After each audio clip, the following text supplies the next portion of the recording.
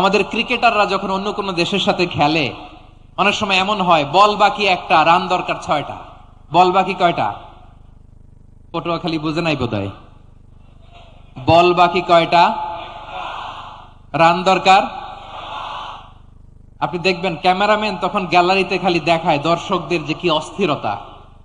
Hip hop স্টাইলের মেয়েটা, যে মেয়েটার ওড়না এতক্ষণ ছিল গলায়, এতক্ষণ কই ছিল, ওই মেয়েটা দেখবেন ওড়নাটা টেনে মাথায় দিয়ে এরকম মুনাজাত ধরতেছে, আল্লাহ আল্লাহ একটা ছক্কা, আল্লাহ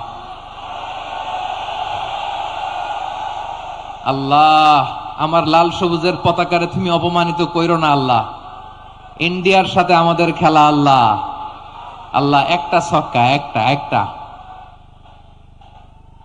পুরো পুরো খেলা জুড়ে এই মেয়ের ওড়না ছিল গলায়, কিন্তু যখন 1 বলে 6 রান দরকার ওড়না চলে আসছে কোথায়? মাথায়। আবার মুনাজাত আছে না নাই?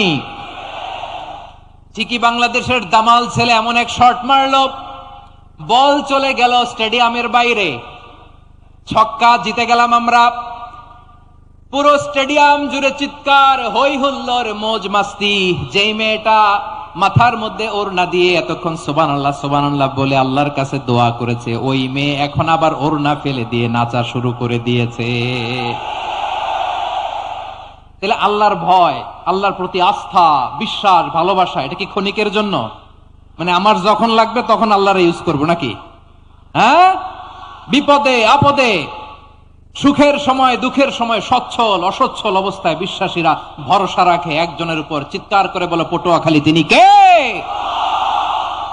সে আল্লাহ বললেন, গোলাম মনে করো না জাহাজ থেকে সদরঘাটে ভিড়িয়ে দিলাম তুমি নিরাপদ হয়ে গেছো, মনে করো না 40,000 ফিট থেকে সেফ ল্যান্ডিং এর পরে এয়ারপোর্টে নেমে গেলেই তুমি নিরাপদ হয়ে গেছো। ও মিয়া, বিপদ কি শুধু সাগরে আর আকাশে? ঘরের ভেতরও বিপদ আসতে পারে কি পারে না?